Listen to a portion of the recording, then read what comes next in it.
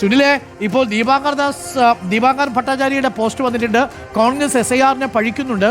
ഇപ്പോൾ ദീപാങ്കർ ഭട്ടാചാര്യയുടെ പോസ്റ്റ് കുറച്ച് കൺവിൻസിംഗ് ആണ്.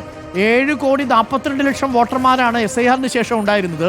പക്ഷേ വോട്ട് ചെയ്തത് 7,45,00,000 എന്ന് പറയുന്നു. അപ്പോൾ 3.25 കോടി വോട്ടർമാർ എവിടെ നിന്ന് വന്നു എന്നാണ് ദീപാങ്കർ ഭട്ടാചാര്യ ചോദിക്കുന്നത്. ആ ചോദ്യം NDA കുഴയ്ക്കുമോ ഈ വിജയാഹ്ലാദത്തിനിടയിലും?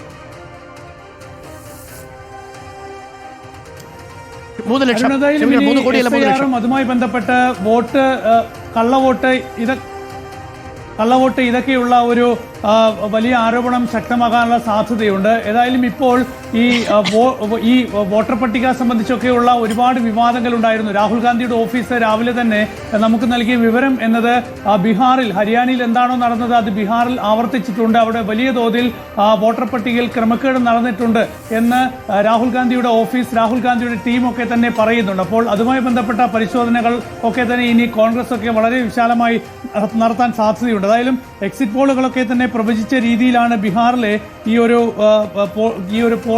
കൗണ്ടിംഗ് ഇപ്പോൾ പുരോഗമിക്കുന്നത്. ഇതുവരെ തെരഞ്ഞെടുപ്പ് കമ്മീഷന്റെ ഒരു കണക്ക് പ്രകാരം ഇതുവരെ എണ്ണിയ വോട്ടുകളിൽ 22.81% വോട്ട് BJPയും 23.47% വോട്ട് RJDയും നേടിയിരിക്കുന്നു. JDU ആണെങ്കിൽ 18.23% വോട്ട് നേടുന്നു. കോൺഗ്രസിന് ഇതുവരെ കിട്ടിയത് 7.44% വോട്ടാണ്. അപ്പോൾ കഴിഞ്ഞ തവണത്തെ ഒരു വോട്ട് ശതമാനം വെച്ച് നോക്കുമ്പോൾ കോൺഗ്രസ് ചെറിയ തോതിൽ ഇതുവരെ കണക്കാക്കുമ്പോൾ ചെറിയ തോതിൽ വോട്ട് ശതമാനം ഉയർത്തിയിട്ടുണ്ട്. പക്ഷേ സീറ്റുകളുടെ കാര്യത്തിൽ കാര്യമായ പുരോഗതിയൊന്നും കോൺഗ്രസിന് ഉണ്ടാക്കാനായിട്ടില്ല. LJP ആണെങ്കിൽ 5.92% വോട്ട് നേടിയിട്ടുണ്ട്. പക്ഷേ സീറ്റുകളുടെ എണ്ണത്തിൽ LJPക്കും കാര്യമായ നേട്ടം ഉണ്ടാക്കാനായിട്ടില്ല.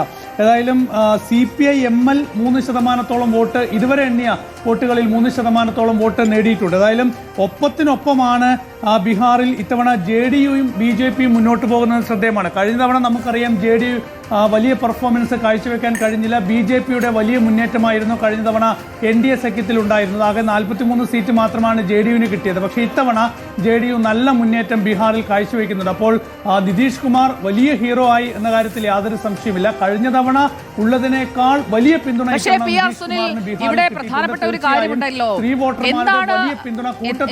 ജനങ്ങളുടെ മാൻഡേറ്റ് അത് വന്നു കഴിഞ്ഞിരിക്കുകയാണ്. ഇപ്പോൾ തോൽവിയിലേക്ക് പോകുമ്പോൾ പല പല കാരണങ്ങൾ നിരത്തും. ഇവിടെ ഒരു പോപ്പുലർ മാൻഡേറ്റ് അല്ലെങ്കിൽ എന്താണ് അവിടെ ജനങ്ങളെ സ്വാധീനിച്ചത് എന്ന ഒരു ചോദ്യത്തിനുള്ള ഒരു ഉത്തരമായിരിക്കുകയാണ്. സ്ത്രീകൾ, യുവാക്കൾ തുടങ്ങി സമൂഹത്തിന്റെ എല്ലാ ഭാഗങ്ങളിലും പ്രത്യേകിച്ചും അവരുടെ ഇൻടാക്റ്റായി നിൽക്കുന്ന യാദവ വോട്ട് ബാങ്കിൽ വരെ വിള്ളൽ ഉണ്ടാവുക എന്ന് പറഞ്ഞാൽ അത് ചെറിയ കാര്യമല്ലല്ലോ സുനിൽ. ഉറപ്പായും, അതായത് നമ്മൾ രാവിലെയൊക്കെ ചർച്ച ചെയ്തപ്പോൾ പറഞ്ഞിട്ടുണ്ട് ബീഹാറിൽ എന്നൊക്കെ വോട്ടിംഗ് ശതമാനം ഉയർന്നിട്ടുണ്ടോ അന്നൊക്കെ ബീഹാറിൽ രാഷ്ട്രീയ മാറ്റം ഉണ്ടായിട്ടുണ്ട് എന്ന്. അപ്പോൾ ഇത്തവണ വോട്ടിംഗ് ശതമാനം ഉയർന്നത് രാഷ്ട്രീയ മാറ്റം ഉണ്ടാകാനല്ല, നിതീഷ് കുമാറിന് കൂടുതൽ പിന്തുണ നൽകാനാണ് എന്ന് വിലയിരുത്തേണ്ടി വരും. അതിൽ ഒരുപക്ഷെ യുവാക്കളുടെ വോട്ടും അതുപോലെ തന്നെ സ്ത്രീകളുടെ വോട്ടും വളരെ നിർണായകമായി. നിതീഷ് കുമാറിന് ശക്തമായ പിന്തുണ കിട്ടി. ഇനി ഒരു കാര്യം കൂടി നമുക്ക് വളരെ വ്യക്തമാകാനുണ്ട്.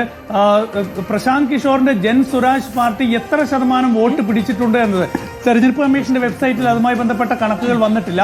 ആ കണക്കുകൾ കൂടി പുറത്തു വരുമ്പോഴും ഒപ്പം ഈ ഓരോ മണ്ഡലങ്ങളിലെയും ഭൂരിപക്ഷവും കൂടി താരതമ്യപ്പെടുത്തി നോക്കുമ്പോഴായിരിക്കും നമുക്ക് മനസ്സിലാവുക ആരാണ് യഥാർത്ഥത്തിൽ ഒരു സ്പോയിലർ ആയത് എന്നത്. അപ്പോൾ പ്രശാന്ത് കിഷോർ എല്ലാ മണ്ഡലങ്ങളിലും, ഏതാണ്ട് എല്ലാ മണ്ഡലങ്ങളിലും മഹാസഖ്യത്തിന് വലിയ ഭീഷണിയായൊക്കെ തന്നെ നമുക്ക് കാത്തിരുന്ന് കാണണം. ഏതായാലും നിലവിൽ വലിയ മുന്നേറ്റമാണ് NDA നടത്തുന്നത്.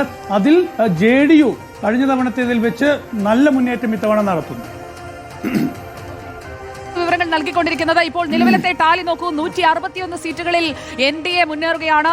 മഹാസഖ്യത്തിന്റെ ലീഡ് അത് 68 സീറ്റുകളായി ചുരുങ്ങുകയാണ്. അതായത് RJD 50 സീറ്റുകളിൽ, കോൺഗ്രസ് 12 സീറ്റുകളിൽ, VIP 1 സീറ്റിൽ. ഇടത് പാർട്ടികൾക്ക് വലിയ രീതിയിൽ വോട്ട് ചോർച്ച ഉണ്ടായിരിക്കുന്നു. അതായത് അവരുടെ സീറ്റ് എണ്ണത്തിൽ കുറയുന്നു. CPI MLനൊക്കെ വലിയ തകർച്ച ഉണ്ടായിരിക്കുന്നു എന്ന് വേണം മനസ്സിലാക്കാൻ. ഇപ്പോൾ ലീഡ് ചെയ്യുന്നത് 3 സീറ്റുകളിൽ മാത്രമാണ്. അതേസമയം LJP 13 സീറ്റുകളിലേക്ക് ലീഡ് ഉയർത്തുന്നു. JDU 74, BJP 69. അതായത് BJP ലീഡ് ചെയ്യുന്ന 69 തന്നെയാണ്. ഇപ്പുറത്ത് മഹാസഖ്യവും ലീഡ് ചെയ്യുന്നത്.